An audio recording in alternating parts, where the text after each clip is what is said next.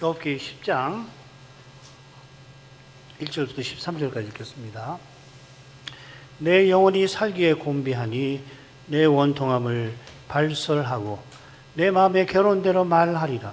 내가 하나님께 아뢰오리니 나를 정죄하지 마옵시고 무슨 연고로 나로 더불어 쟁변하시는지 나로 알게 하옵소서. 주께서 주의 손으로 지으신 것을 학대하시며 멸시하시고 악인의 꾀에 빛을 비추시기를 선히 여기시나이까. 주의 눈이 육신의 눈이니까 주께서 사람의 보는 것처럼 보시리이까.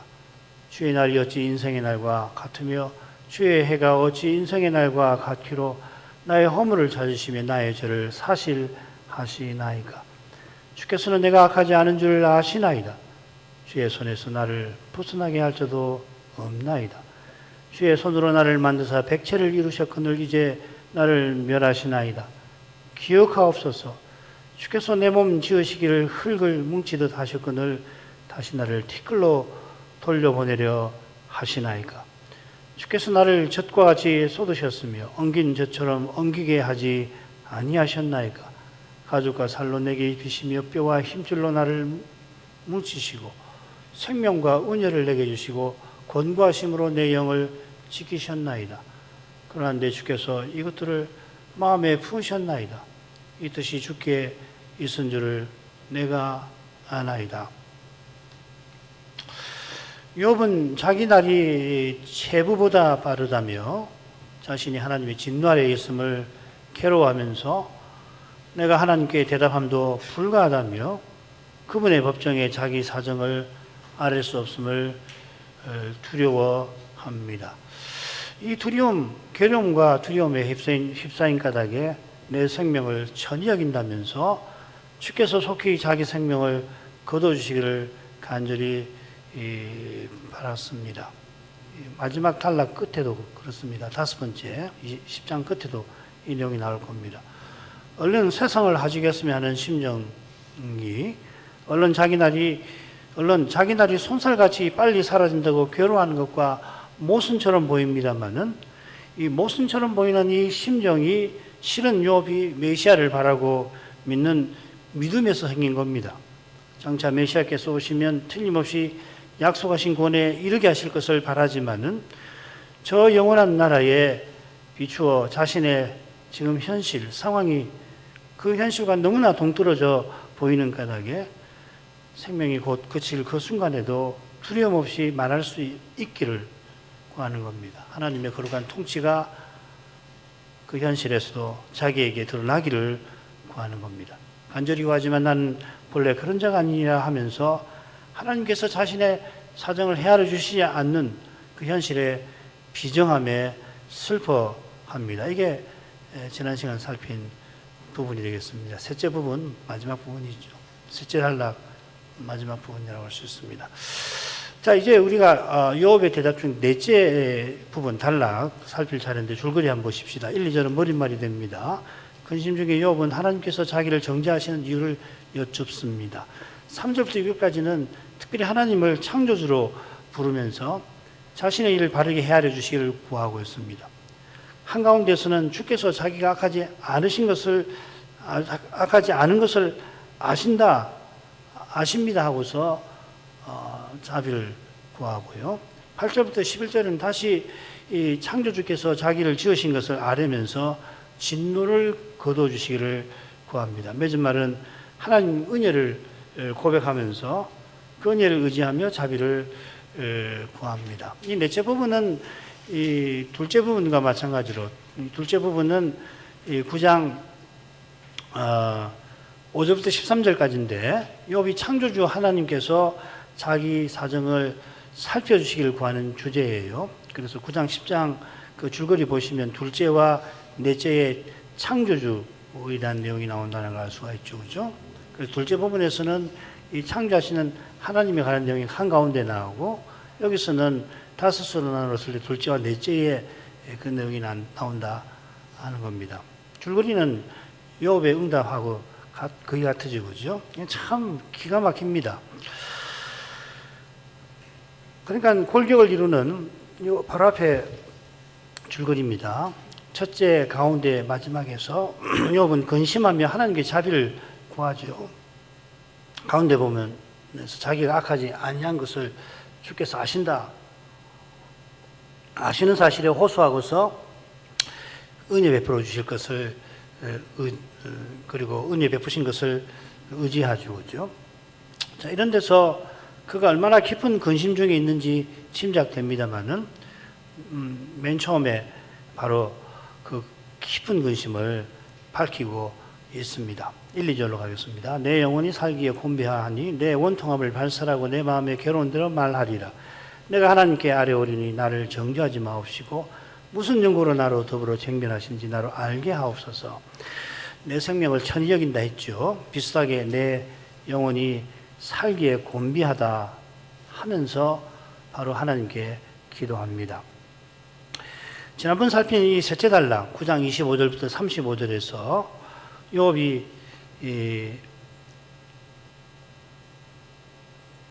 잠깐만요.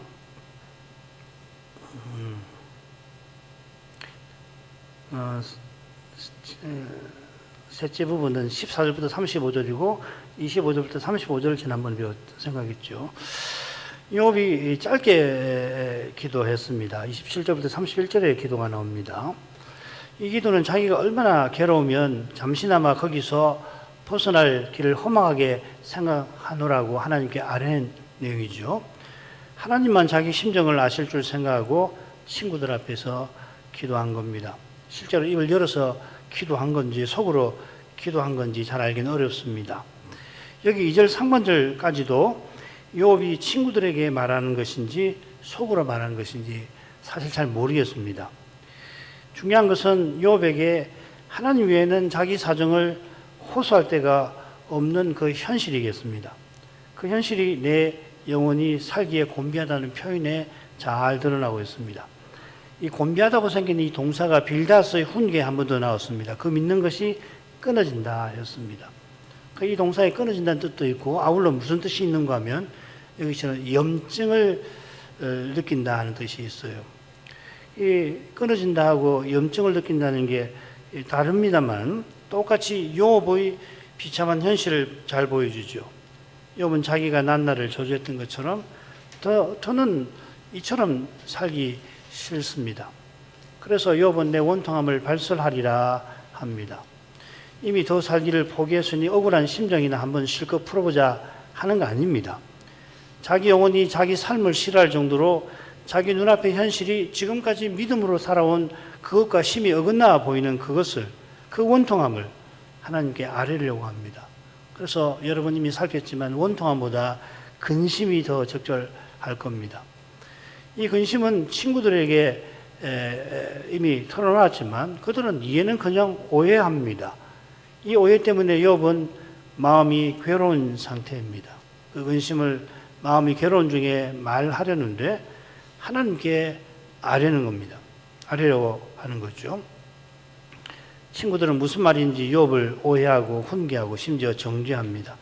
그 사실에 너무나 욥이 괴로워서 내가 하나님께 아뢰리이다 합니다. 진노하시는 하나님이시지만은 그 하나님 외에는 욥이 자기 마음의 근심을 토로할 데가 없다 하는 거죠.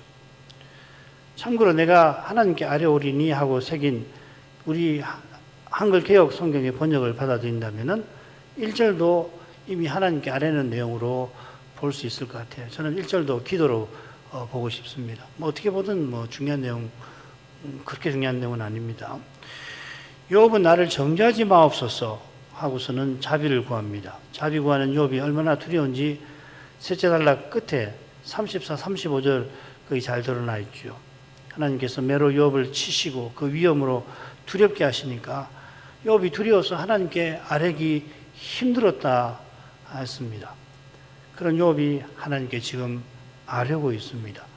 근심 중에 사로잡혀 있을 때 인생은 거기 매여 괴로워할 뿐인데 그런데도 어느새 하나님을 부르는 그게 작은 일이 아니듯이 욥이 스스로는 감히 기도하지 못하는 상황인데도 하나님 진노가 너무나 크고 무서우니까요.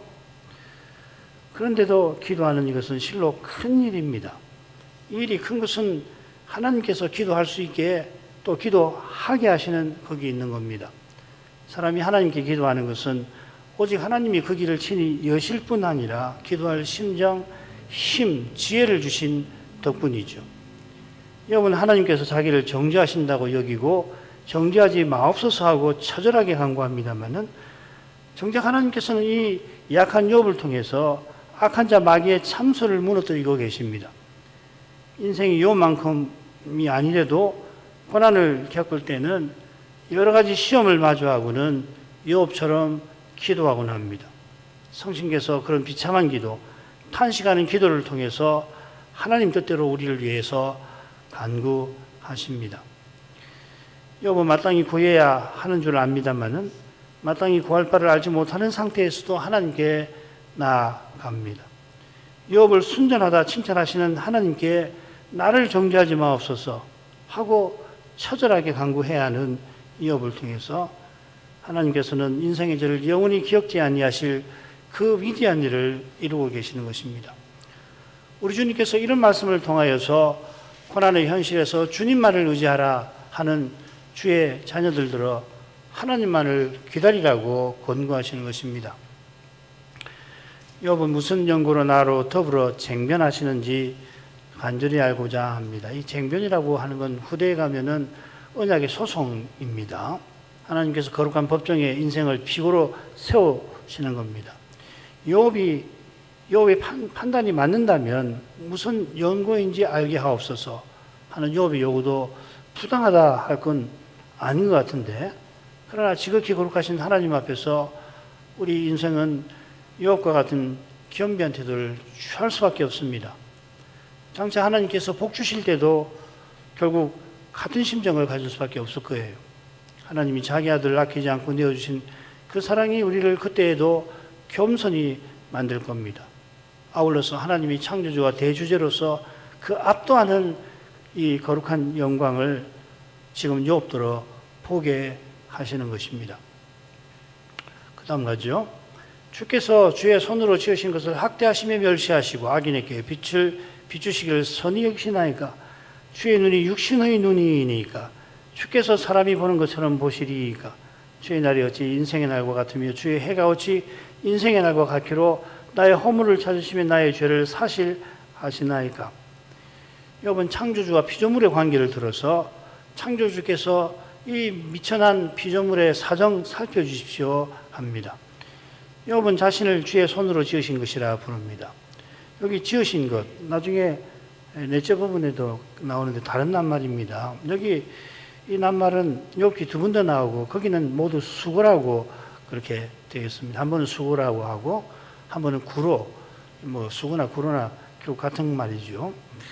수고라는 뜻도 있고 또 무슨 뜻이 있냐면은 사람이 수고해서 거둔 그 생산품, 산물 있습니다. 여기는 이제 지으신 것이라고 이런 뜻으로 쓴 거죠. 하필 수고의 개념을 담은 이 낱말을 욥이 왜 썼을까 놓칠 수 없습니다. 야곱이 삼촌 라반에게 하나님께서 나의 고난과 내 손의 수고를 감찰하셨다 말할 때에 야곱은 자기 손의 수고와 고난을 같게 보지요. 욥이 주의 손으로 지으신 것이라 말할 때 고난받는 종으로서 자신을 암시하는 동시에 이런 자신의 형편을 하나님께서 예서 창조하신 뜻에 비추어 호소하는 겁니다. 자기가 오해받고 정죄받는 이 현실이 하나님이 창조하신 목적을 허무는 것 아닙니까? 그런 걸 암시하려고 하는 것 같아요. 사실 이 기도를 읽을 때 저는 아브라함의 기도가 생각났습니다. 아브라함이 소돔 심판에 관한 하나님 뜻을 듣고는 주께서 의인과 악인을 함께 멸하시려 나이까 아랬죠. 이 기도는 하나님이 친구라고 부르신 위대한 종, 선지자가 드린 것입니다.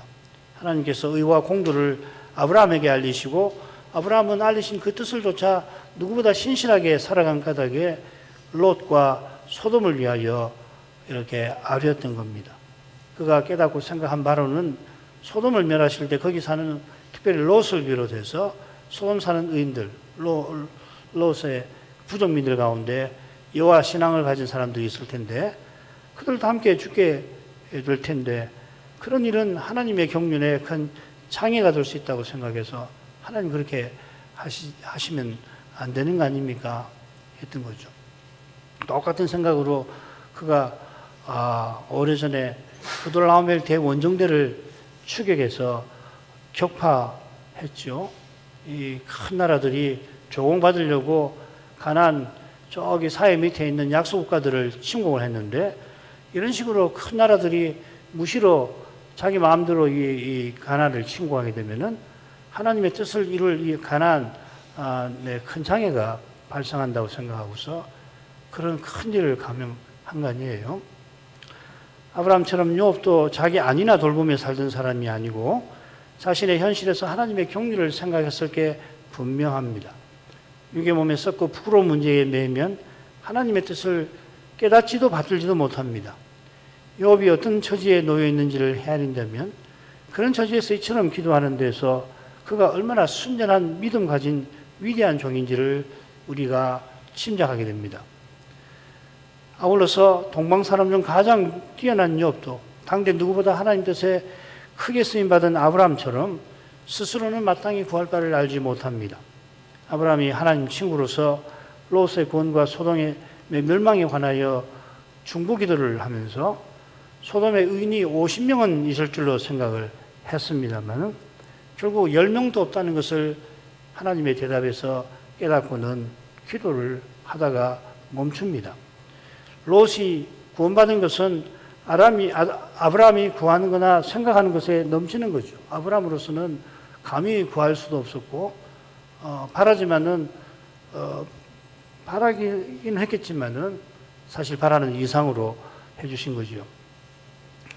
욥이 지금 간구하는 절절한 심정도 하나님께서 그를 통하여 이루시는 그 태도에 도저히 미치지는 못합니다만은 하나님께서는 욥이 우려하는 일보다 훨씬 심각한 악한 자의 참소에 맞서 싸우시는 중입니다. 욥은 하나님께서 수고하여 지으신 것을 학대하고 멸시하시며 악인의 꾀에 빛을 비추실 리가 없지 않습니까? 하면서 자신의 우려와 근심을 드러냅니다. 하나님이 자기를 학대하고 멸시하시는 그것이 악인들의 꾀에 빛을 비추시는 것일까 해서 욥은 두렵습니다.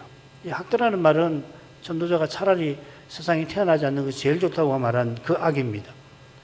멸시는 욥이 자기 생명을 천히 여긴다는 바로 그 말입니다. 욥이 자기 생명을 멸시할 정도에 이르도록 하나님께서 자기에게 행하신 그 일이 하나님의 공의에 어긋나지 않기를 바라는 겁니다. 하나님께서 그래야 할 리가 결단코 없다고는 믿습니다만은 그러나 그 믿음이 고난에 흔들리고 있는 것입니다. 악인의 꾀에 빛을 비추신다는 것은 하나님의 악인의 꾀를 어둡게 만드시는 일에 역행되는 거죠. 악인들의 꾀에 빛을 비추시는 것은 악인들의 거짓이 통하게 하시는 것입니다. 이런 악한 일을 선히 여기시나이까? 그럴 리가 없지 않습니까? 하는 것입니다. 그처럼 욥은 주의 눈이 육신의 눈이니까 하고 아뢰입니다. 질문하는 형식이지만 결코 그렇지 아니하십니다 하고 호소하는 거죠. 이는 육신의 눈이라는 표현에서 분명해집니다. 사람의 눈이라고 하지 않고 육신의 눈, 이 바사르의 눈인데 그렇게 표현했습니다. 물론 이어 사람이 보는 것을 언급하긴 합니다. 친구들의 눈이 욥의 비참한 현실에 갇혀서 있지도 않은 욥의 죄를 봅니다. 이런 눈이 육신의 눈이겠죠. 반면에 하나님께서는 사람의 마음을 꿰뚫어 보실 뿐만 아니라 뭐든지 보십니다. 이런 주께서 사람이 보는 것처럼 보실 리가 결단코 없는 것입니다. 이어 욥은 하나님의 날과 사람의 날을 대조하면서 자기를 정죄하시는 하나님께 자비를 호소합니다. 주의 날이 어찌 인생의 날과 같기로 하고 말하고 있는 이 욥의 의중을 헤아리려면은 나의 날이 체구보다 빠르다 한 그의 처절한 고백을 참조해야 합니다. 욥은 지금 살 날이 얼마 없다고 느낍니다. 반면에 주의 날은 무궁합니다. 영원하신 하나님께서 욥의 사정을 얼마든지 꼼꼼히 살펴줄 수 있는데 욥 보기에 하나님께서 되려 자기 사건을 신속하게, 너무도 신속하게 처리하시는 것 같습니다. 자기를 곧 죽게 하시는 거죠. 자기가 친구들이 정죄하는 것처럼 하나님께서 자기를 대하시는 것 같아 욥은 마음이 조급한 것입니다. 저희가 지금까지 믿고 바라던 하나님은 그런 분이 전혀 아니신데 하나님의 전혀 달라 보이는 모습에 욥은 질문같이 하는 질문을 그저 토해낼 뿐입니다. 연약한 인생은 그저 주의 자비를 처절하게 구하고 있는 것입니다. 욥의 마음이 어떤 상태인지 7절에서 우리가 살필 수 있습니다. 주께서는 내가 악하지 않은 줄을 아시나이다. 주의 손에서 나를 벗어나게 할 자도 없나이다. 욥은 자기가 악하지 않다 아는 줄을 주께서 아신다고 아뢰입니다. 2절에서 나를 정죄하지 마옵소서 하고 자비를 구한 바로 그 심정입니다. 이 악하다라는 표현하고 정죄하다라는 표현이 낱말은 같아요.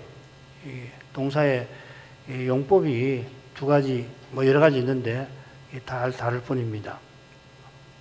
악하다, 악한 자로 만들다, 악한 자로 인정하다, 그렇게 되는 겁니다. 하나님께서 자기가 친구들의 정죄처럼 악하지 않음을 분명히 아실 거라 욥은 생각합니다. 자기가 말씀을 깨달은 바로는 친구들의 정죄가 깨달은 말씀에 전혀 맞지 아니합니다. 그런 말씀 베푸신 하나님께서 이런 사실을 모르실 리가 없고 더욱이 자기 마음도 꿰뚫어 보실 테니 더더욱 그럴 리가 없습니다. 그러나 주의 손에서 나를 벗어날 자도 없나이다 하고 처절하게 아뢰입니다. 왜 벗어나게 할 자도 없다고 새기는지 잘 모르겠어요. 제가 이 히브리 성경을 읽은 대로는 이렇게 읽힙니다. 그러나 주의 손에서 나를 건져줄 자가 없나이다. 이렇게 순하게 번역하는 것이 좋을 것 같아요. 주의 손은 욥을 향하여 진노하심을 가리키겠죠. 그 진노에서 건져줄 리가 지금 욥에게 없습니다. 그러니까 진노하신 하나님이 진노를 거둬주시길 바라는 거죠. 우리가 기억해야 될 것은 사실 하나님 진노하시는 게 아니잖아요. 그죠? 진노하시는 게 아닌데 욥은 그렇게 밖에 느끼지 않는 거 아닙니까? 그 다음 거죠. 주의 손으로 나를 만드사 백체를 이루셨거늘 이제 나를 멸하시나이다. 기억하옵소서. 주께서 내 몸 지으시기를 흙을 뭉치듯 하셨거늘 다시 나를 티끌로 돌려보내려 하시나이까. 주께서 나를 젖과 같이 쏟으셨으며 엉긴 젖처럼 엉기게 하지 아니하셨나이까. 가죽과 살로 내게 입히시며 뼈와 힘줄로 나를 뭉치시고. 욥은 다시 주의 손을 언급하면서 주의 진노에서 벗어나게 해주실 것을 호소합니다. 7절에서 주의 손은 진노하시는 하나님을 가리키지만은 여기서는 창조하시는 하나님을 가리킵니다. 하나님께서 자기를 지으신 뜻이 허망하게 되지 않게 해주시기를 바라는 거죠. 둘째 부분하고 같습니다. 주의 손으로 나를 만드셨다는 이 표현이 아까 주의 손으로 지으신 것이 그것을 생각나게 하죠. 우리말로는 비슷한데 원문은 단어가 다릅니다. 밑에 참고하시면 됩니다. 백체를 이뤘다는 것은 온전한 신체, 혼연히 조화를 이루는 그런 몸을 지으셨다 하는 말입니다. 욥이 온전히 지음받았는데 이제 나를 멸하시나이다 합니다. 이 멸하신다는 표현이 이 둘째 하늘 의전 장면에 이미 나왔습니다. 하나님께서 이 사단에게 네가 나를 역동하여 까닭없이 그를 치게 하였어도 그가 오히려 자기의 순전을 굳게 지켰느니라. 거기 친다 이렇게 되어 있습니다. 이런 점에 비추어서 이제 나를 멸하시나이다 보다는 나를 치셨나이다. 나를 멸하시나이다. 이 현재형으로 번역했는데 원문으로는 과거의 번역이 좋아요. 나를 치셨나이다. 이 히브리 문법에도 이 번역을 이 지지를 받습니다. 이 번역은 욥이 심한 악창에 고생하는 것을 특별히 가리킬 겁니다. 9절도 8절과 비슷합니다. 기억하옵소서 하고서 욥은 하나님이 자기를 지으신 사실을 아뢰입니다. 이 기억하신다 하옵소서 한 것은 하나님이 자기를 지으신 사실을 망각했다고 욥이 생각하는 게 아니죠. 욥이 하나님께서께 언약의 약속을 이루어 주시기를 간구하는 겁니다. 흙을 뭉치듯 자기를 지으셨다 했는데 두 가지 뜻이 가능할 것 같아요.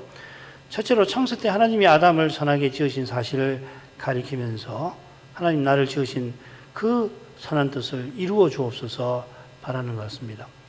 둘째는 자기를 티끌로 돌아가게 하실 일을 우려하는 겁니다. 흙으로 아담을 지으실 때 생기를 불어넣으신 하나님께서 아담이 타락한 후에 티끌로 돌아가게 하셨듯이 여기에 이 티끌을 언급하면서 욥이 우려하는 점도 있습니다. 흙을 뭉치듯 지으신 하나님께서 티끌로 돌아가게 하시면 인생으로 세상 난 보람을 거두지 못하게 되겠죠. 두 재앙의 모든 것을 이미 잃고 생명마저 꺼져가는 욥은 지금껏 여호와를 믿고 살아온 이 삶이 물거품처럼 될까 심히 근심합니다. 욥 하나 죽고 끝나는 건 아니고 욥이 이 말씀으로 다스리는 부족도 있잖아요. 이런 건 나중에 또 생각하죠. 10절은 엉긴 젖, 이 치즈라고 번역합니다, 보통. 그 치즈 만드는 과정에 빗대어서 하나님께서 자기를 지으신 것을 고백합니다. 8, 9절하고 역순이 됩니다. 또 보시면 알지만 8절은 나를 지으셨다. 흙을 뭉치듯이 나를. 10절은 치즈 만들듯이 나를 지으셨다. 11절 가죽, 살, 뼈, 힘줄로 나를 지으셨다. 이렇게 되어 있습니다. 그러니까 역순으로 이렇게 교차가 되고 있죠. 그러니까 8절하고 11절하고 짝을 이룹니다. 가운데 하나님께서 욥을 지으신 일이 두 가지 이미지로 나옵니다. 8, 9절에서 욥을 지으신 하나님께서 욥을 치시고 티끌로 돌아가게 하실까 욥이 근심하는 내용이 나오는데 이 근심하는 내용이 10절과 11절에 직접 나오지 않지만은 이 줄거리를 통해서 함축이 되어 있는 거죠. 그죠? 이런 것이 히브리 표현법의 절묘한 점이라고 생각합니다. 다 나열하지 않거든요. 이렇게 줄거리를 통해서 암시를 하고 뒤에 또 함축도 하고 뭐 그렇습니다. 12, 13절 생명과 은혜를 내게 주시고 권고하심으로 내 영을 지키셨나이다. 그러한데 주께서 이것들을 마음에 품으셨나이다. 이 뜻이 주께 있은 줄을 내가 아나이다.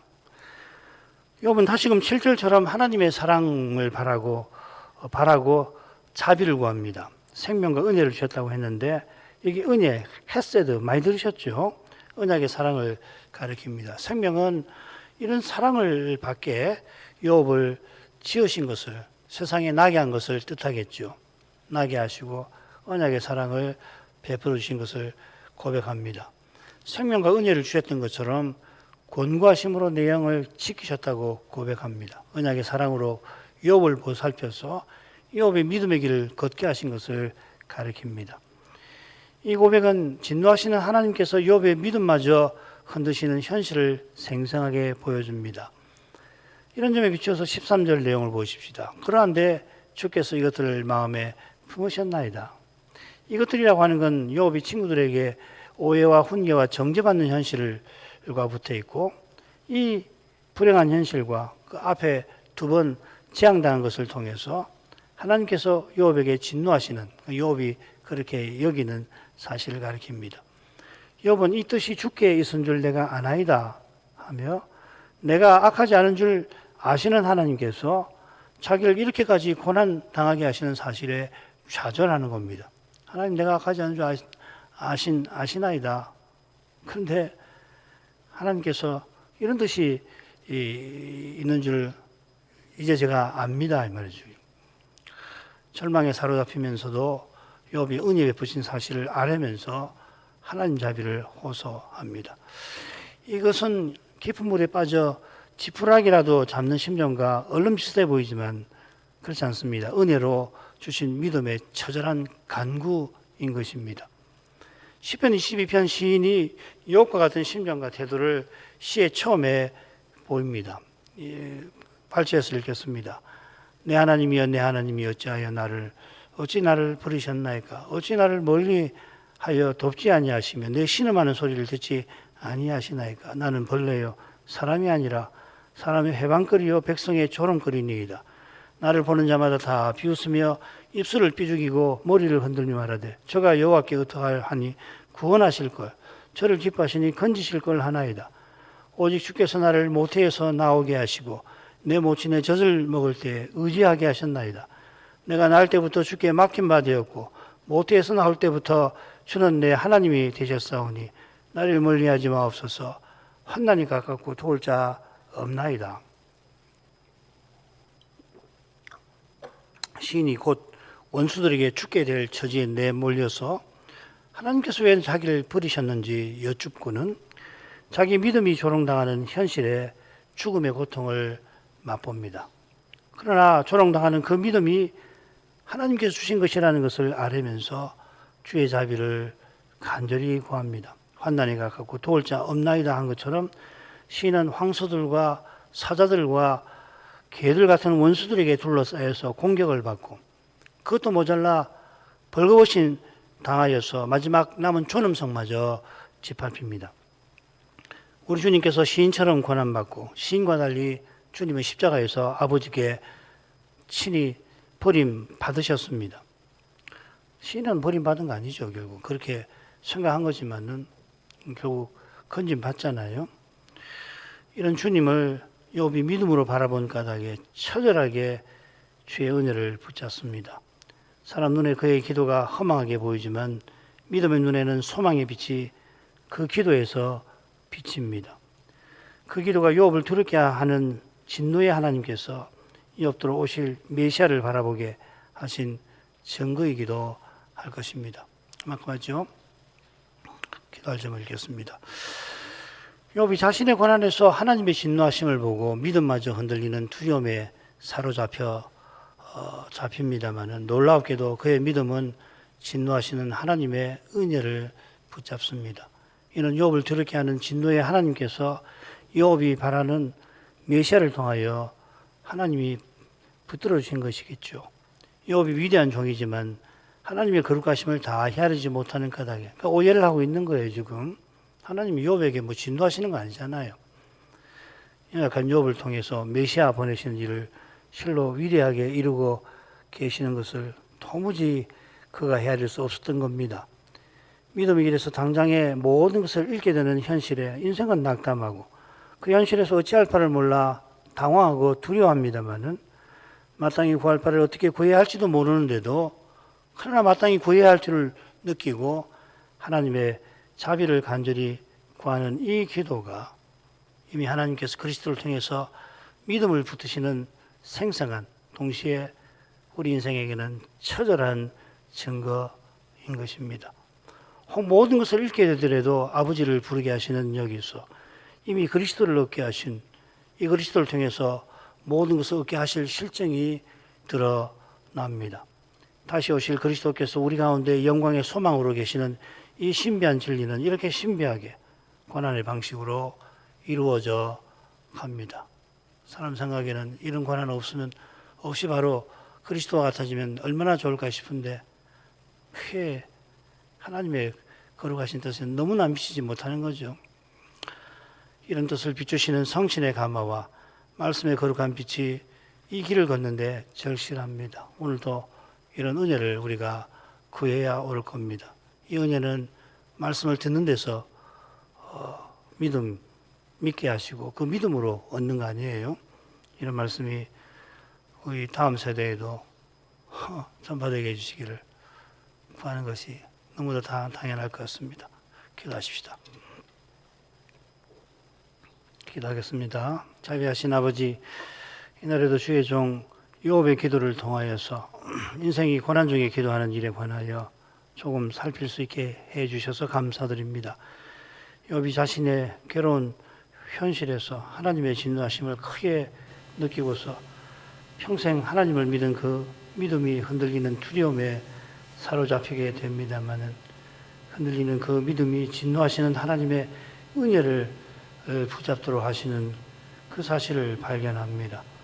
욥은 하나님께서 자기에게 진노하신다고 생각하고 아뢰입니다만 하나님께서 그에게 진노하시는 게 아니라 그를 참수한 마귀에게 거룩한 진노를 드러내고 계시며 욥이 그 현실에서도 간절히 바라는 그 메시아 보내시는 일을 이루고 계셨던 줄 압니다. 욥이 이런 사실을 전혀 몰랐다고 감히 저희가 단정할 수는 없겠지만은 저희 인생이 얼마나 연약한지를 생각할 때에 욥이 틀림없이 메시아를 바랐어도 이처럼 좌절하는 자신을 통해서 하나님이 그 위대한 일을 이루고 계신다고는 생각할 수 없었을 것 같사옵나이다.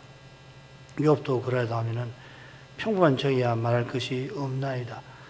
사실 저희가 아무리 고난받는다 하더라도 주의 종 바울이나 다른 사도들이 겪게 하신 그런 고난을 저에게 허락하지 아니하실 만큼 저희가 얼마나 연약한지 주님은 아십니다. 연약한 그만큼 저희가 믿음의 길을 걸어갈 때 당장 모든 것을 잃을 것 같은 그런 현실을 만나면 그저 낙담하고 좌절하지 않을 수 없고 온갖 근심과 염려에 두려워 떨지 않을 수 없음을 주님은 아십니다. 이런 것들이 베드로가 말하는 믿음의 길에서 통과해야 하는 여러 가지 시험에 속하게 되겠나이다. 이 시험들이 때때로는 내가 지금껏 믿음으로 살아왔다 한 모든 것에 회의감이 들기도 하고, 심지어는 하나님이 나를 이렇게 파멸의 구덩이에 내던지시려고 지금까지 믿음으로 살아간다고 착각하게 만드신 것은 아닌가 하는 생각도 들게 하십니다. 그러나 욥이 우리와 비할 수 없이 힘든 현실에 하나님께서 진노한다 하신다고 생각하고 낙담하여 속히 세상 떠나기를 바라면서도 그 진노하시는 하나님의 자비를 구하는 이것이 결국 작은 것이 아니요 하나님이 친히 구원 이루어 가시는 그 위대한 일에 속하는 증거임을 살피게 하셨습니다. 마땅히 구할 바를 어떻게 구해야 할지 전혀 알지 못하는 그런 때에 욥이 마땅히 구해야 한다고 느끼고서 구하는 바로 거기서 하나님이 욥의 믿음을 친히 붙드시고 이 믿음을 통하여서 그가 바라는 메시아 보내시는 일을 이루신 줄 믿나이다. 아버지의 이 두려운 시대와 우리 현실에서 저희 믿음을 이렇게 붙들어 주셔서 저희 바라고 바라는 그리스도의 재림을 속히 이루어 주옵소서. 그리스도의 아름다운 나라, 그리스도의 거룩한 사회를 도저히 바랄 수 없는 현실에 있을지라도 이처럼 주를 부르는 교회와 신자를 통하여서 그 나라의 아름다운 영광을, 아버지의 거룩한 사랑의 영광을 드러내 주옵소서. 그 영광을 뵙게 해 주옵소서. 예수님 이름으로 기도합니다. 아멘.